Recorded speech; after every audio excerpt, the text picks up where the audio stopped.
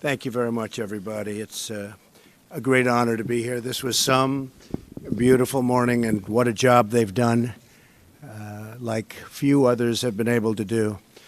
I am very, very proud of Lonnie Bunch, like few others have been able to do. I am very, very proud of Lonnie Bunch, the work and the love that he has in his heart for what he's done is. I always talk about you need enthusiasm, you need really love for anything you do to do it successfully. And Lonnie, you are where? Come on. Where's Lonnie? You should be up here, Lonnie. Come on. And David, we have to get David up here too. David Squarton is tremendous, and he was singing Lonnie's praises all morning long. So you two should at least be here. So we appreciate it very much. And David Rubenstein, who's here someplace. He is, come on, David, you have to get up here, David. You certainly deserve it. He's a very, very successful guy who spends money doing great things, and he's been a great help to so many different groups, and this one in particular. Thank you. It's a privilege to be here today. This museum is a beautiful tribute to so many American heroes. Heroes like Sojourner Truth, Harriet Tubman, Frederick Douglass, Booker T. Washington, Rosa Parks, the Greensboro students, and the African American Medal of Honor recipients, among so many other really incredible heroes. It's amazing to see. We did a pretty comprehensive tour, but not comprehensive enough. So Lonnie, I'll be back. I told you that. Because I could stay here for a lot longer, believe me. It's really incredible. I'm deeply proud that we now have a museum that honors the millions of African-American men and women who built our national heritage, especially when it comes to faith, culture, and the unbreakable American spirit. My wife was here last week and took a tour, and it was something that she's still talking about. Ivanka is here right now. Hi, Ivanka. And it really is very, very special. It's something that, frankly, if you want to know the truth, it's doing so well that everybody's talking about it. I know President Obama was here for the museum's opening last fall, and I'm honored to be the second sitting president to visit this great museum. Etched in the hall that we passed today is a quote from Spotswood Rice, a runaway slave who joined the Union Army. He believed that his fellow African Americans always looked to the United States as the promised land of universal freedom. Today and every day of my presidency, I pledge to do everything I can to continue that promise of freedom for African Americans and for every American. So important, nothing more important. This tour was a meaningful reminder of why we have to fight bigotry, intolerance, and hatred in all of its very ugly forms. The anti-Semitic threats targeting our Jewish community and community centers are horrible and are painful, and a very sad reminder of the work that still must be done to root out hate and prejudice and evil. I want to thank a great friend of mine, Dr. Ben Carson, and his beautiful family, Candy and the whole family, for joining us today. It was very special to accompany him and his family for the first time seeing the Carson exhibit. First time. Oh, I'm so proud. I love this guy. He's a great guy, really a great guy.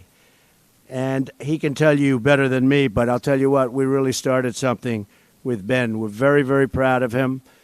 Hopefully next week he'll get his approval, about 3 or 4 weeks late. And you're doing better than most, right? But the Democrats, they'll come along. I have no doubt they'll come along. But Ben is going to do a fantastic job at HUD. I have absolutely no doubt he will be one of the great ever in that position. He grew up in Detroit and had very little. He defied every statistic. He graduated from Yale, and he went on to the University of Michigan's medical school. He became a brilliant, totally brilliant neurosurgeon. saved many lives and helped many, many people. We're going to do great things in our African-American communities together. Ben's going to work with me very, very closely.